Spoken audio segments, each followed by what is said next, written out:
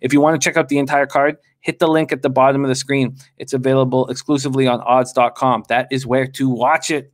Max is running hot. 7 games on his card. Let's keep getting paid. Thank you guys so much for watching. Let's get paid in full. Get that cash. Next up, we have a marquee matchup. Max has a few of them on his card. 7 p.m. Eastern, number 9 ranked Creighton Blue Jays 4-2, 0-1 in the Big East. At St. John's Red Storm 5-3, 0-2 in the Big East. And we are at Carnesecca Arena in Queens, New York. Here at FanDuel, they have St. John's as a 6.5-point home dog. This total is at 160.5. Creighton coming off their second loss in 3 games, 89-84 at home to Marquette as 8.5-point favorites. They had won 11 straight at home dating back to last season. Creighton led by 9 at the half. At one point late in the game, Creighton was held to 1 field goal over a 5-minute span. The Blue Jays are strong offensively, scoring 85 points per game, hitting 50.8% of their field goals, getting 19 assists per game.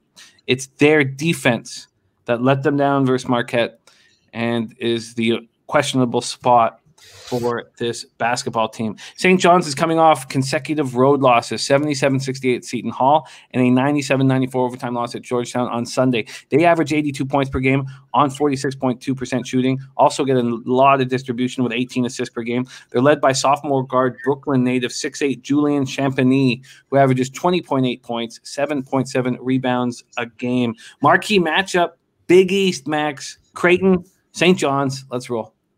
Yeah, listen, Jim, I just had to slow down there for a minute because you gave me a little post-traumatic stress from that Creighton game and that goddamn meltdown. I was standing up against the wall trying to resist the urge to punch it. So instead, I made sure that I bought a nice cherry pie to calm myself down. Okay? Whether I'm eating this or watching American Pie with it, who knows? I'm not telling.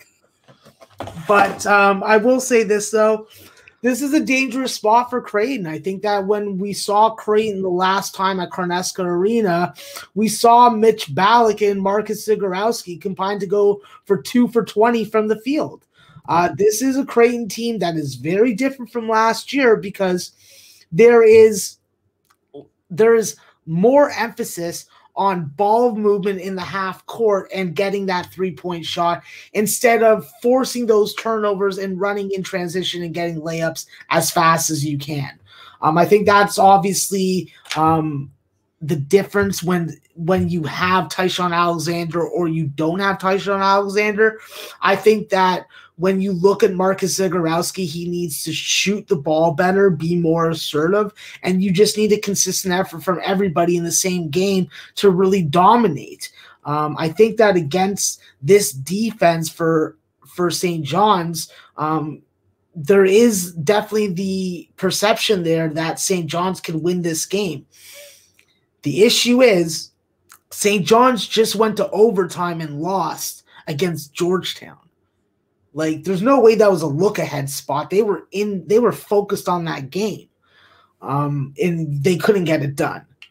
So now it leads me to believe, well, now you have Creighton coming in. They know that they have trouble on those rims. You have them coming off a terrible performance in the second half.